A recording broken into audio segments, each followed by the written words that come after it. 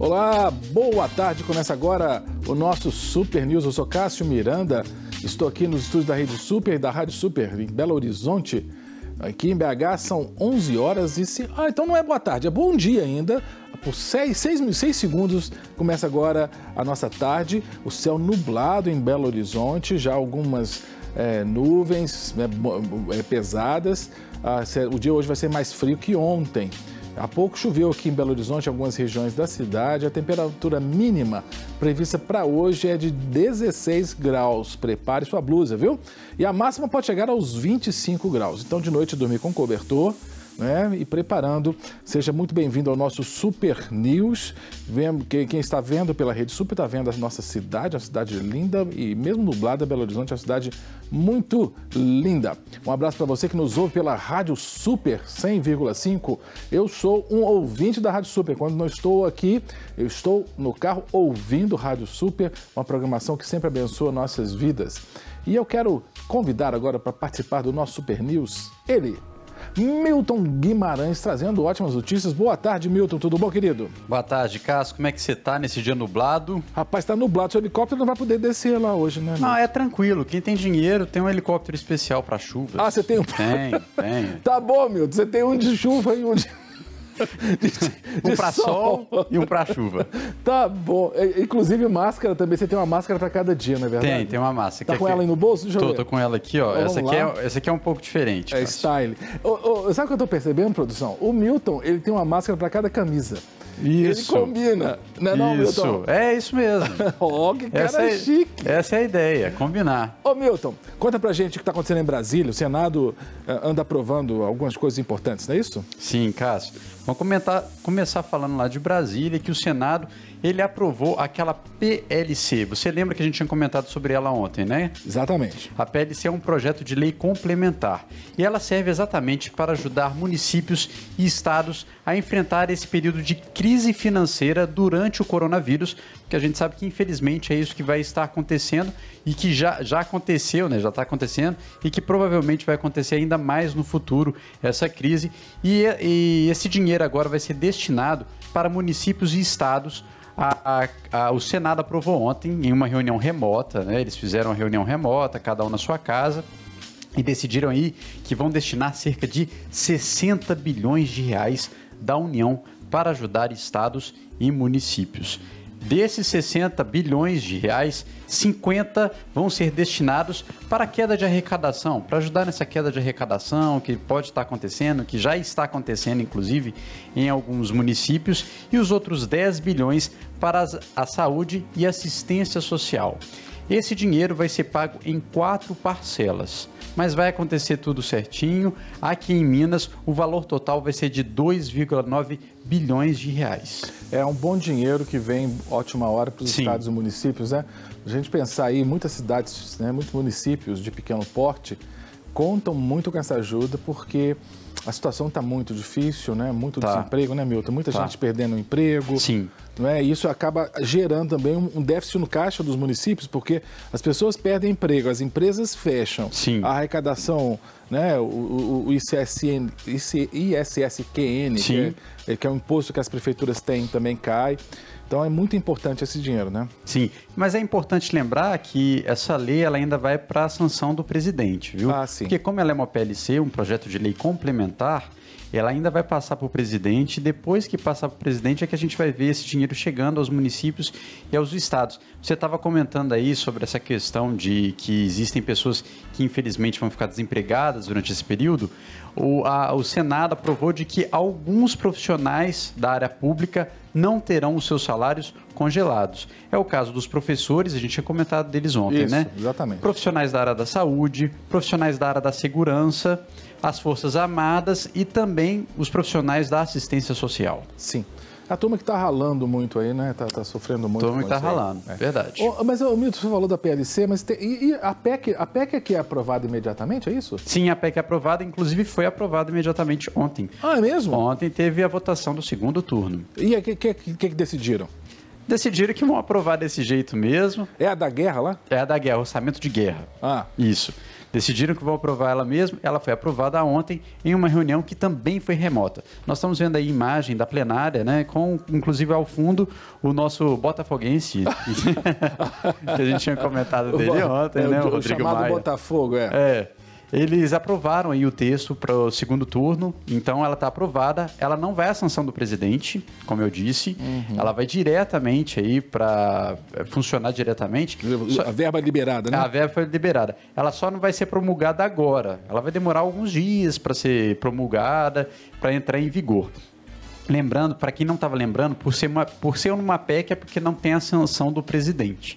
E a PEC, ela serve exatamente para que os municípios e estados também recebam dinheiro, e não só eles, mas também empresas privadas e públicas. Essas empresas vão poder receber um dinheiro que é do estado, ela vai sair da União também, só que ela não vai ter toda aquela burocracia. E o estado, inclusive, ele pode ficar endividado. Porque, em teoria, o Estado ele não pode ficar endividado. Isso. É para evitar exatamente as crises, né? Mas tem um período que eles estão chamando de orçamento de guerra. Se o Brasil estivesse passando por uma guerra real, provavelmente essa PEC ia passar também. Se justificaria, né? É verdade. Mas como se trata de uma situação de como é que eu vou dizer? De uma situação de uma guerra biológica, é uma exceção. Isso. Eles vão passar essa PEC e ela vai ser destinada aí dinheiro tanto para empresas privadas, para empresas públicas. E durante esse período, o Banco Central vai poder vender títulos e ações para empresas privadas. Isso também não é muito comum. Mas a gente tem que ter cautela, porque o presidente do Banco Central, ele precisa ir apresentar e prestar contas para o Congresso a cada 30 dias. Certo. Lembrando que o que deixa nós, não só profissionais, mas como população preocupados, é porque não existe burocracia neste período. E se não tem burocracia, o que pode acontecer é de parte desse dinheiro ser destinado, na verdade, para a corrupção, né? A burocracia, né, o Milton, isso aí o pessoal de casa também deve ter essa imagem, né, essa impressão, porque a palavra burocracia trouxe para a gente, no século XX e XXI, uma conotação muito negativa, mas quando ela foi criada, ela foi estipulada lá no século XIX, Max Weber, era exatamente para organizar o serviço, para que os processos, os protocolos evitassem perda de tempo, desvio de dinheiro. Então, a burocracia não é necessariamente má, né? Ela não é exatamente má, porque existem alguns países que utilizam a burocracia para evitar alguns outros problemas, né?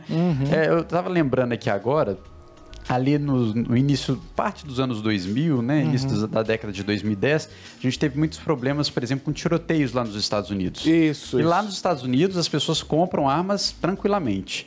O que o Obama na época queria fazer era burocratizar a compra. Ou seja, isso não é exatamente algo ruim. É para poder evitar que isso seja tão fácil. Criar protocolos. Isso.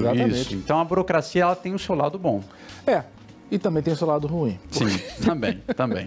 Eu vou falar um negócio aqui, Milton, vou falar com o pessoal de casa também. Sim. Porque quando a gente pensa na burocracia, por exemplo, no serviço judiciário, a gente fica um pouco incomodado. Fica. Olha que interessante, Milton.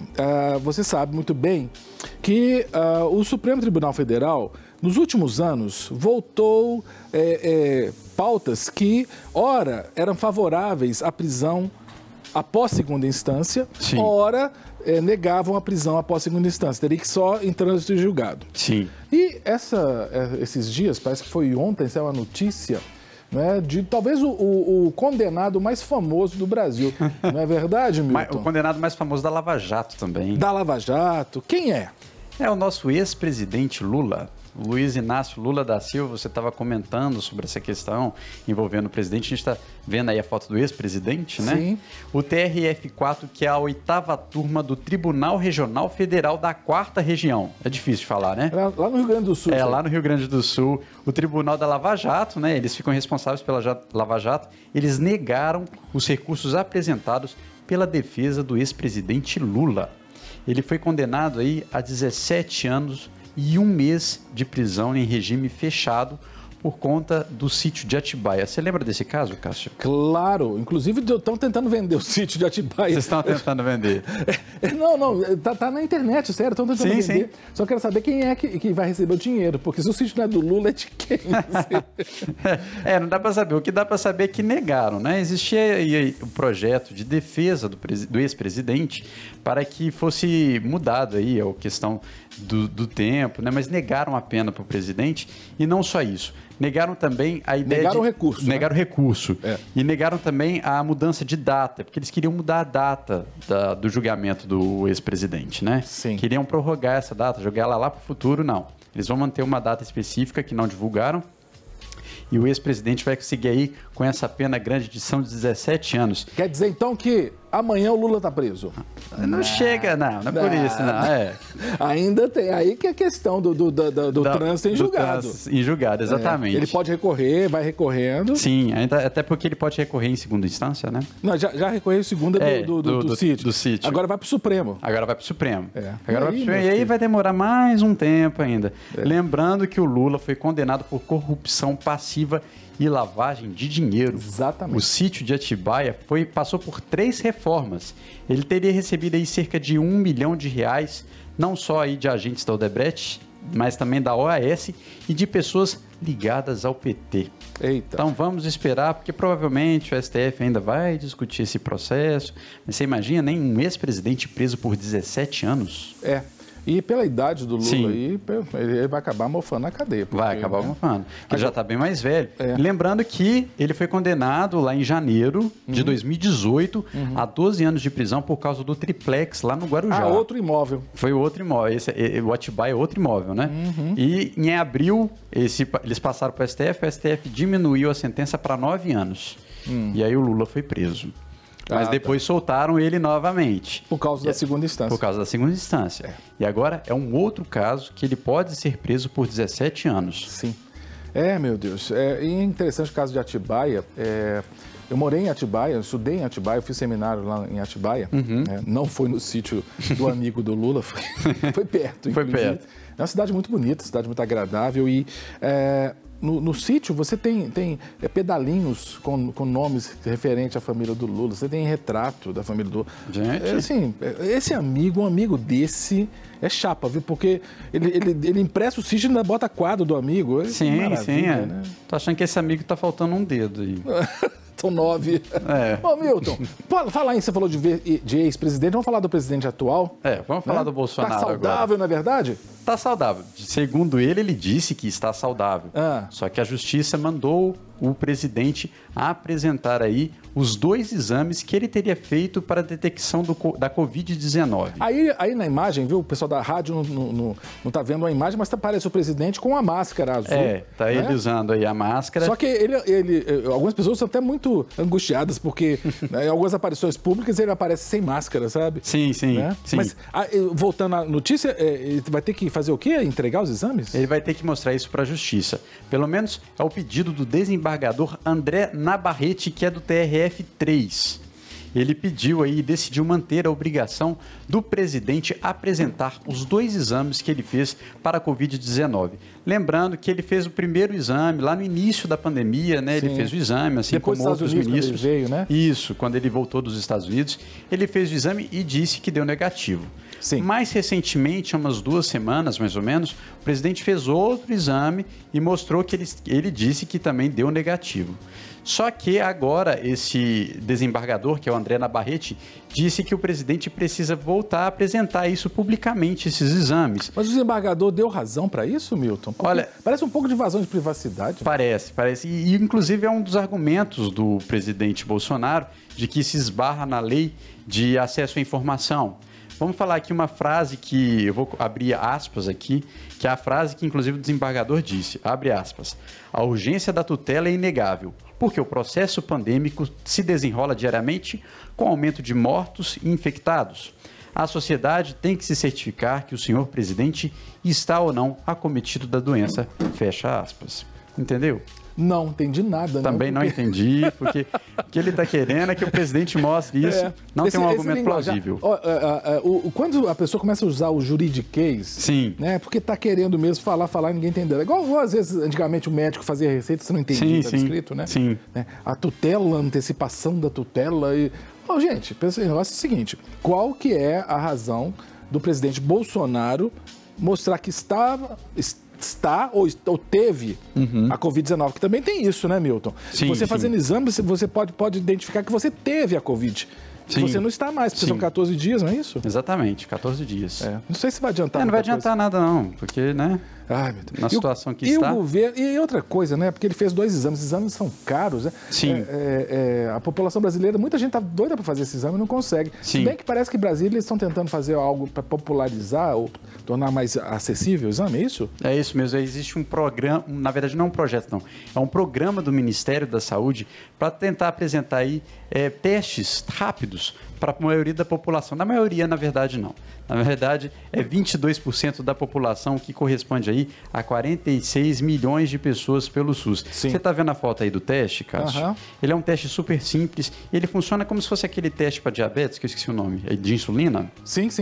Que é um furinho na ponta do dedo, né? Isso. Ele é dessa forma. E o Ministério da Saúde quer começar esse programa o mais cedo possível e ele é dividido em 2 fases. A primeira delas é feita com a pessoa que já está apresentando sintomas agudos da doença. Sim. Então é para descobrir se a pessoa está tendo a doença ou não, se é uma simples gripe, se é uma simples gripe ou não. A segunda fase já é com pessoas que já tiveram a Covid ou que estão com suspeitas que já tiveram. Isso. Sabe aquela pessoa que teve uma gripe e fica assim, gente, será que eu tive ou não o coronavírus? E aí eles vão fazer esse teste, porque esse teste ele mostra se você tem ou não anticorpos da Covid-19. Isso. Então são 2 fases. A primeira é chamado de confirma Covid, que é essa para poder saber se você está com sintomas, no presente, né? No presente. E a segunda chama Atesta Brasil. Aliás, Testa Brasil, que é para poder ver se você apresenta anticorpos da doença, ou seja, significa que você teve sim um coronavírus em algum momento na sua vida. Sabe, Milton, eu creio que essa questão é até interessante, porque ao invés de olhar na perspectiva negativa, suponhamos que a gente faça o teste, né, e você perceba que há muito mais pessoas que foram contagiadas ou contaminadas pelo vírus, né, do que se imagina, mas essas pessoas vão desenvolver a doença. É até interessante observar que, já que a população, grande parte dela, já tem os anticorpos, a tendência da famosa curva é se achatar. Começar a achatar, verdade. Se o teste for mais barato, porque a questão é essa. Eu não sei se você já tentou, você de casa tentou, que está nos vendo e nos ouvindo pela rádio, já tentou fazer o teste, não é barato não, mais de 250, 300 reais. Esse teste, inclusive, o Estado, né, o governo federal conseguiu porque ele fez parcerias com entidades privadas que ajudaram aí a comprar esses testes rápidos. Inclusive, já chegou aqui em BH, viu, Cássio? É interessante a gente falar para quem mora aqui em Belo Horizonte, esses testes chegaram e vão ser aí, permitidos para cerca de 7 milhões de pessoas. Uau. Ele é destinado especialmente para profissionais da área da saúde, depois motoristas de coletivos, né? Depois os caixas de supermercado e, por fim, os agentes das forças de segurança. E jornalista? Aí não. Infelizmente, não tem como. Olha, se botar jornalista na história era bom, né? Seria bom, pra fazer o teste, né, Milton? Seria bom. Mas como eu tenho meu helicóptero, então eu consigo pagar aquele teste mais caro. Só porque você quer mesmo, Milton. Brincadeira. Claro que é brincadeira. Se tivesse helicóptero, você ia ser jornalista, repórter. Às vezes é um hobby, né? Sim, tá bom. Ô Milton, vamos mudar de continente. Vamos lá para a Ásia, para a Coreia. E a pergunta que não quer calar na Coreia do Norte, onde está o Kim Jong-un? Kim Jong-un. É mais ou menos isso. Você sabe que eu tô virando especialista em coreano, né? Kim Jong-un. Kim Jong-un. Kim Jong-un. Isso. Foi isso que eu falei. Só ao contrário. Só que ao contrário. Kim Jong-un que você fala. Mas troquei. Vamos lá. Vamos lá. Olha, Kim Jong-un, a gente já tinha falado sobre ele aqui no programa, né? Porque ele, teoricamente, teria passado aí por uma cirurgia cardíaca no último mês e ele teria sumido. Ninguém da população viu o Kim Jong-un, porque teve um evento no mês passado, no dia 13 ou 15 de abril, deixa eu conferir aqui, dia 13 de abril, ele tem uma festa lá na Coreia do Norte que é para comemorar o aniversário do avô do Kim Jong-un, que foi quem começou ali a Coreia do Norte entre a Guerra das Coreias. Foi ele quem começou ali a Coreia do Norte. E ele não participou desse evento, que é um dos mais importantes do país. O pessoal ficou pensando, o que aconteceu com o Kim Jong-un?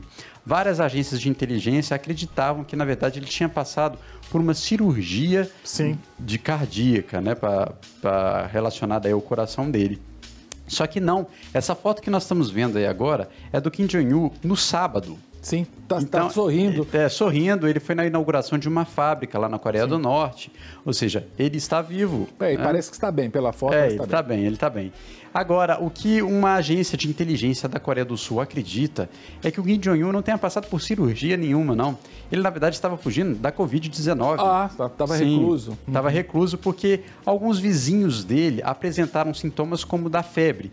Ele ficou com um certo medo e receio e foi passar um tempo numa casa que ele tem numa praia lá da Coreia do Norte. Ele passou um tempo por lá.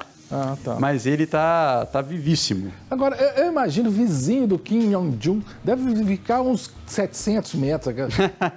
Pelo amor de Deus, né? Ô, Milton. Ainda mais ele, né? Eu vou ter que voltar hoje para casa. Hoje eu estou de carro, mas eu estou morrendo de medo porque estão dizendo aí que a gente tá, aqui em Belo Horizonte, eles estão multando quem dirige sem máscara. Ô, Milton, pelo amor de Deus, que agonia.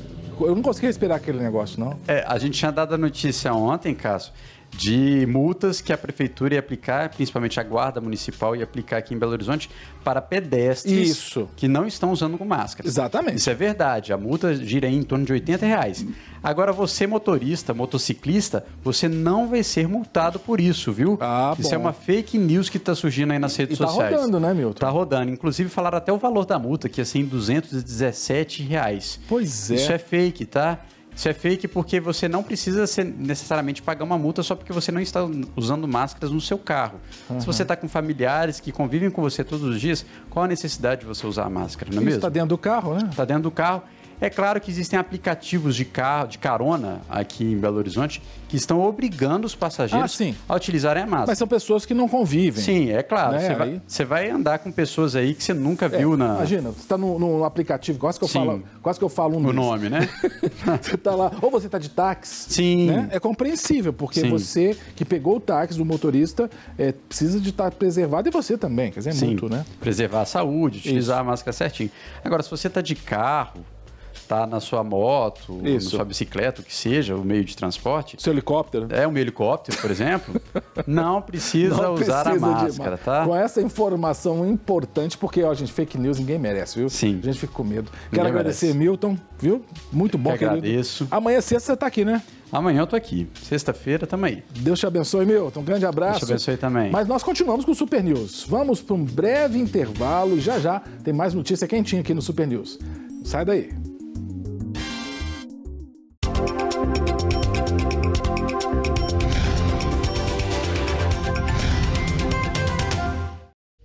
Estamos de volta com o nosso Super News. Eu sou Cássio Miranda. Estou aqui nos estúdios da Rede Super, da Rádio Super, transmitindo o nosso Super News. Você que está ouvindo a gente pela rádio, muito obrigado pela 100,5 FM. Muito obrigado pela audiência. Pode continuar aqui na Rádio Super, sempre inspirando você, trazendo notícias, trazendo muito louvor, trazendo programação que edifica a vida de cada cristão, de cada cristã. E muito obrigado a você que está assistindo na Rede Super. Muito obrigado, porque você é a razão da gente estar fazendo um trabalho de excelência, né? Porque a gente quer transmitir a melhor notícia, né, para o povo de Deus. E nada como trazer jornalistas que contribuem muito com a divulgação da notícia. E hoje nós temos o privilégio de ter ela que é responsável não só, né, por trazer notícias, mas pela web, pelas redes sociais aqui da Igreja Batista da Lagoinha, a nossa querida Giovana de Paula, com quem agora eu divido tela. Tudo bom, Giovana? Boa tarde, Cássio, tudo bem? Um prazer estar aqui com vocês, trazendo notícias do dia que envolvem Minas Gerais, envolvem o Brasil. E o mundo. E o mundo, é verdade. Ô, Giovana, você tem uma responsabilidade muito grande, porque cuida da web, né, Giovana? É o tempo inteiro, eu fico vendo você e sua equipe lá em frente ao computador. É o tempo inteiro você tem que ficar antenada, né? Isso, são as várias áreas do jornalismo, né? Tem o web jornalismo e ele demanda realmente 24 horas de atenção, porque hoje as informações estão todas aí no virtual, na internet. E a questão da fake news também é algo que vocês têm que ter um tino apurado, né? Assim, uma sensibilidade de olhar certa notícia e pensar, deixa eu checar, né? Exatamente. É o faro jornalismo para a gente poder identificar a notícia que vale a pena ser divulgada, mas também a questão da confiabilidade, que é fundamental na transmissão de uma informação. Então, fake news, jamais. A gente tem que verificar uma informação. É aí a questão de olhar a fonte, né? É verdade. De olhar a procedência, né? Avaliar, né, qual veículo de comunicação que soltou essa notícia é confiável e não simplesmente sair compartilhando, porque isso é um perigo. Isso é um perigo. Bom, vamos lá, notícias falando aqui do coronavírus, né, das pesquisas que estão tentando aí descobrir soluções para essa pandemia, né, Giovana? Isso mesmo, desde que o primeiro caso foi confirmado de coronavírus aqui no Brasil, começou uma corrida interna para o desenvolvimento de uma vacina nesse sentido. E o Brasil tem duas frentes principais. Uma está lá em São Paulo, na USP, Isso. E já começa os testes em camundongos, eles já estão testando em camundongos. E quem lidera essa pesquisa é o médico Jorge Calil. Então, muito bacana, mais uma vez a USP aí atuando. E parabéns também para Minas Gerais, que tem a segunda frente de atuação. Olha que legal. Muito legal. É o FMG, não? Não, é a Fiocruz. A Fiocruz. Olha que interessante. E ela trabalha na criação de uma vacina bivalente, que ela vai servir tanto para combater a gripe, como também o coronavírus. Que legal. Bivalente que chama. Bivalente, isso mesmo. Sim, sim. E ela vai começar, eles vão começar os testes em camundongos daqui 2 meses. Então, uma grande expectativa, temos aí duas frentes fortes, né, com grande relevância mundial. E a gente espera que sim, seja desenvolvida uma vacina nacional, porque fica bem mais fácil a questão da distribuição. Claro, exatamente, fazendo aqui, nós temos pesquisadores aqui em Minas, a Fundação Oswaldo Cruz, a Fiocruz, né? Certo. E você falou que é bivalente, só para recordar, para quais vírus que são? Ok, ela é bivalente, então ela protege contra 2 vírus. Primeiro da gripe, a influenza, que nós conhecemos, né? E o segundo, o novo coronavírus, que causa a Covid-19, que tem causado essa pandemia no mundo. Se Deus quiser, eles vão descobrir isso aí, né? Porque quando você consegue criar uma vacina, eu lembro, teve a tríplice, teve tantas vacinas, né, importantes aí, que desde pequenininha as crianças já são vacinadas, né? E nós temos hoje, a expectativa de vida aumentou muito, exatamente por causa da vacina, né? Se Deus quiser, isso vai ser conseguido aí, e logo a gente vai estar noticiando aqui a vacina, se Deus quiser. Isso mesmo, e vale reforçar, né, apontar que no mundo inteiro tem em torno de 70 a 100 vacinas sendo desenvolvidas. Uau. Então, assim, existe uma expectativa de que a gente consiga primeiro, né? Mas muitos pesquisadores, médicos, cientistas do mundo todo estão, assim, suando para que isso aconteça. É uma boa competição, né? Verdade, é uma competição saudável. Isso. Ô Giovana, você investe o seu pomposo, vultuoso salário em bolsa de valores? Olha, recentemente eu comecei a investir, ainda não em bolsa de valores, Sim. Porque eu ainda sou mais preservada, estou começando... Você é conservadora, que o pessoal fala? Sou conservadora. Perfil conservador. Mas eu investi, por exemplo, em Tesouro Selic, que usa a taxa de juros, né, como medida. Então, estou começando a dar os primeiros passos. E aí a gente tem que ficar antenado, né? Porque a questão de taxas de juros, né? É diário, né? A mudança, não é isso? Diária. E aconteceu uma mudança significativa no Brasil. Qual foi? O Comitê de Política Monetária, o Copom, do Banco Central, reduziu a taxa de juros para 3%. Essa foi uma redução histórica e foi a 7ª redução consecutiva. E isso tem um propósito claro, que é aumentar o consumo no Brasil. Ah, tá. A gente sabe que por causa da pandemia, vários setores tiveram uma retração. Isso. Indústria, comércio, serviço. Então, o governo quer que as pessoas consumam mais. E aí, para comprar prestação, quanto menor a taxa de juros, mais fácil de fazer um parcelamento, comprar da linha branca, por exemplo, comprar uma geladeira, não é isso? Eu acho que é por aí, né? Isso mesmo, e também pegar empréstimos. São várias assim, implicações da baixa de juros. É bem interessante a gente ressaltar. Ela aumenta o consumo e aquece a economia. Os juros cobrados pelas instituições financeiras caem, então fica mais fácil pegar emprestado.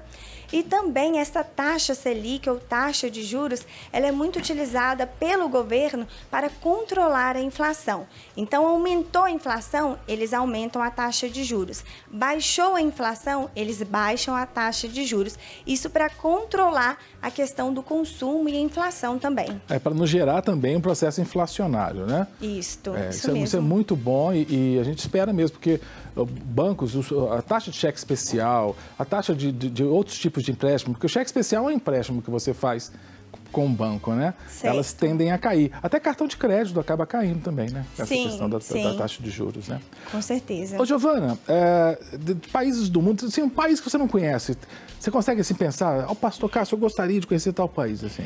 Olha, eu queria muito conhecer a França. Queria conhecer os Estados Unidos, né? Potência mundial. Nossa, são tantos, Cássio. Israel. Israel. Eu tenho um país que eu gostaria muito de conhecer, que fica ao norte de Israel ali, que é um país que é metade Europa, metade Ásia, que é a Turquia. Isso. Né? É um país assim que...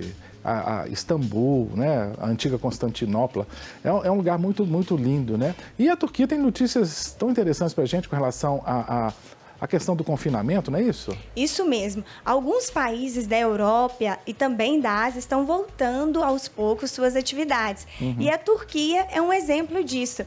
A partir deste domingo, os avós, né, os vovôs, idosos com mais de 65 anos, vão poder sair de suas casas, depois de quase 1 mês e meio de confinamento. Sim. Claro, respeitando, né, toda a questão da prevenção, uso de máscara, o distanciamento de 1,5 metro ou 2 metros, mas vão poder começar a sair. É uma notícia muito boa. Porque não é uma coisa irresponsável, né? Os órgãos de saúde da Turquia, obviamente, estão permitindo isso, porque a taxa, né, de contágio está diminuindo, né, Giovana? Isso mesmo. O pico do coronavírus lá na Turquia aconteceu na 3ª semana de abril. Sim. Desde então vem caindo. Então lá em abril era mais ou menos 100 mortes por dia, hoje já caiu para 70 e os números são cada vez menores. Então por isso que está havendo esse relaxamento das medidas, mas claro, com cuidado. Muito legal. Eu sei que você é uma pessoa também que lê muito a Bíblia, né? A Turquia, muitas das igrejas lá do Apocalipse ficavam na Turquia ali, chamada Ásia Menor. Por isso, quando eu for lá na Turquia, se um dia você for visitar a Turquia com o maridão lá, você vai conhecer lá as igrejas da Ásia Menor, vai ser bem, bem legal. É verdade, vários discípulos, apóstolos, na verdade, Paulo pregaram lá, né? Exatamente. Ô, Giovana, tem certas notícias que eu fico pensando, meu Deus, parece fake. Parece fake. E antes fosse, porque algumas notícias falam de dor, falam de sofrimento. Tem uma notícia que eu fiquei... Não é possível. Conta essa história. Cássio, vou começar com uma pergunta. Você tem tido o hábito de fazer exercícios físicos em casa durante a quarentena? Ô, Giovana, pelo tamanho da criança aqui, você percebe que não, né? Pois é, Cássio. As pessoas têm que tomar cuidado nessas atividades físicas caseiras. Olha só, um jovem paulistano de 24 anos, o Felipe Martins, ele perdeu a visão do olho esquerdo depois de fazer um exercício caseiro. Que exercício foi esse, Giovana? Ele, na verdade, quis criar um equipamento para exercitar o bíceps. Então, ele pegou um cano, amarrou um elástico e foi fazer o exercício. Ah, meu Deus! Como a gente pode imaginar, não deu certo. A estrutura cedeu e o elástico atingiu o olho dele. Ai! Ele chegou a ser atendido, os próprios pais deles eram médicos, deram aqueles primeiros socorros. Ele foi encaminhado para a unidade de saúde, mas não teve jeito, ele realmente perdeu a visão. Mas vamos terminar essa notícia de uma forma mais otimista. Sim. Porque ele se recuperou, está usando uma prótese que permite a movimentação do olho. Então, quem enxerga ele não percebe que ele tem esse problema de visão. Agora, fica alerta, né, Giovana? Com toda certeza, um aprendizado.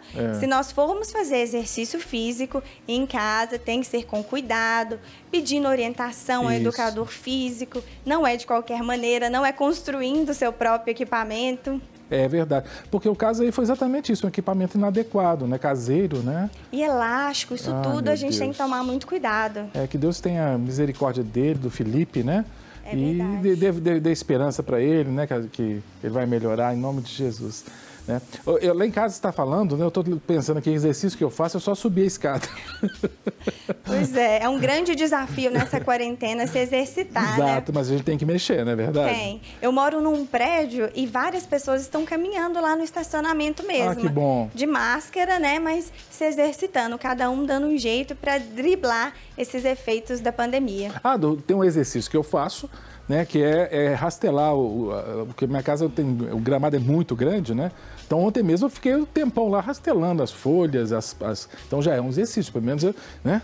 Dá a impressão que eu estou trabalhando alguma coisa. É verdade. É importante ressaltar que o exercício físico, ele gera movimento no corpo, né? Atinge os neurônios. Então, ele é importante para manter a imunidade, que é tão fundamental nos dias que estamos vivendo. Isso. E essa questão do confinamento, né? Ela é problemática por isso também. A pessoa fica muito dentro de casa. Até a vitamina D, que vem também pelo sol, a pessoa pode, né, ficar carente disso. É o famoso lockdown, né? A gente tá ficando especialista em inglês também nessa pandemia, não é verdade? Pois é, tantas lockdown. Expressões, né, surgindo. Ela foi mais recentemente usada no Rio de Janeiro, ontem, pelo prefeito do Rio, né, o Marcelo Crivella. Isso. Ele é até bispo da Igreja Universal do Reino de Deus. Isso mesmo. E ontem ele anunciou que hoje iria começar esse lockdown, uma expressão muito utilizada que significa um bloqueio de uma região. Eita! Então, de fato, começou desde as 5 horas da manhã. A região da Zona Oeste do Rio de Janeiro, no Calçadão de Campo, está bloqueada. Como que funciona esse lockdown? Foram colocadas grades ao redor, né, dessa região, com guardas 24 horas. Meu Deus! De forma que as pessoas que podem transitar nessa região são somente aquelas dos serviços essenciais, né? Trabalhadores da saúde, alguns funcionários da segurança. Então, isso daí é para evitar aglomerações e reduzir o número de casos, o número de mortes no Rio de Janeiro. Gente, a gente noticiou que São Paulo, o Bruno Covas tinha fechado para algumas vias e agora no Rio de Janeiro também, né? No Rio de Janeiro também. Você está fazendo coisa muito, muito, muito séria mesmo, né, Giovana? Sim, e vale ressaltar que o Rio de Janeiro, ele está aí entre os principais estados com números de casos. Sim. Temos, né, São Paulo, Ceará, Amazonas, Rio de Janeiro também, por isso essas medidas mais drásticas. Sem falar que essa região do Calçadão de Campo Grande é um lugar onde havia muitas denúncias de aglomeração. Ah, tá. E é um bairro onde está acontecendo o maior número de mortes. Uhum. E o Rio de Janeiro, né, é um povo muito querido, né? Eu tenho muitos parentes que moram lá no Meier, né, no Engenho Novo, né? Que é a região mais norte da cidade, né? Mas a gente tem que pedir a Deus que dê sabedoria a esses governantes, né? No caso do Crivella, né? Citamos o Bruno Covas de São Paulo, o nosso prefeito, Calil, né? Que as medidas... O Calil, você viu o que ele soltou? Foi multa, né? Foi. Você tem que tomar cuidado, viu, filho? Para quem não estiver usando máscaras, né? Realmente. A senhora, inclusive, dona Giovana, é umas também que tem maior style com a máscara, né? Pois é. Combinando com a roupa sempre, né, Giovana? Ai, sempre. A gente precisa ter mais de uma máscara, né? Porque tem que higienizar todos os dias. Então, a gente está aderindo aí às modas das máscaras. Não, mas admite, tem que manter o estilo também, vai. Tem que manter, verdade. Independente das circunstâncias. Isso. Giovana, sobre aquela vacina de gripe, parece que não deu muito certo, é isso? Como é que foi? É verdade. As pessoas estão precisando se conscientizar mais em relação à campanha de vacinação contra a gripe. Sim. Por exemplo, aqui em Belo Horizonte, somente 55% do público-alvo foi imunizado.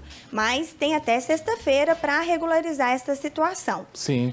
Essa gripe aí, é óbvio, não tem nada a ver com o novo coronavírus, né? Com a Covid-19, né? Não, de forma alguma. É a gripe tradicional, aquela campanha que tem anualmente aqui no Brasil. Sim. E ela protege contra 3 influenza, ou seja, contra 3 vírus da gripe. Sim. No Brasil, para se ter uma ideia, só 33% da população já se imunizou.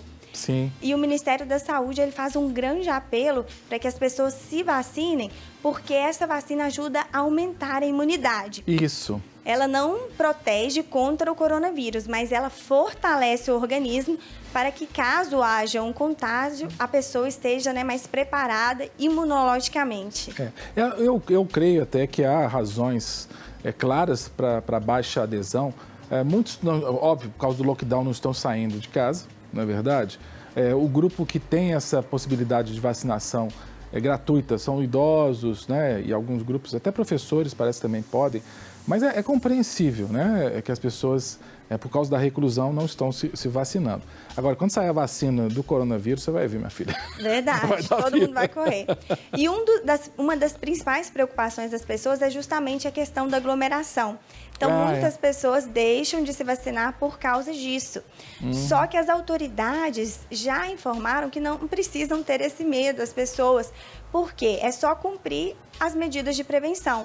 Usar máscara, manter distanciamento, procurar ir em horários mais tranquilos e, pelo que as pesquisas mostram, não está tendo muita procura, então não tem muita aglomeração. Giovana, eu quero te agradecer muito, viu, pelas notícias, né? Espero que seja você que noticia aí a vacina sair daqui, ou da Fiocruz ou da USP, né? Trazendo aí a cura, a vacina para o coronavírus. Muito obrigado, viu, querida? Muito obrigada, eu espero poder noticiar isso também. Isso. Eu conversei com Giovana de Paula, nossa jornalista aqui da Rede Super, da Rádio Super. E para terminar, eu quero dar uma notícia muito interessante. Vários comerciantes se ajoelharam diante de suas lojas pedindo a Deus para que Deus abençoe e acabe esse lockdown, acabe esse confinamento social, porque a situação está muito difícil. É um vídeo emocionante com esses comerciantes que estão orando, né, por suas lojas fechadas, que vem causando muita comoção nas redes sociais. As imagens foram registradas em Telêmaco Borba, que fica a 252 quilômetros de Maringá, lá no Paraná. Vamos conferir. O vídeo não deu para rodar, desculpem, também está acabando o nosso jornal. Mas amanhã eu tento mostrar o vídeo para vocês aqui. Nós vamos terminar o nosso Super News. Quero agradecer você que participou da nossa transmissão aqui, você da Rádio Super, você da Rede Super. Que o Senhor te abençoe e te guarde e até amanhã, meio-dia, com mais Super News.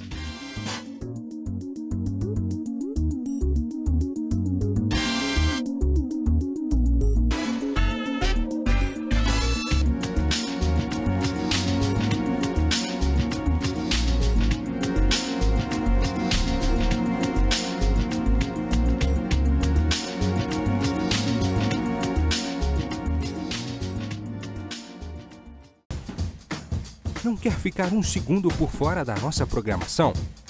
Agora você pode nos acompanhar através das plataformas digitais. Não perca tempo, acesse, curta e siga-nos. Fique por dentro de tudo o que acontece por aqui. Rede Super, inspirando você.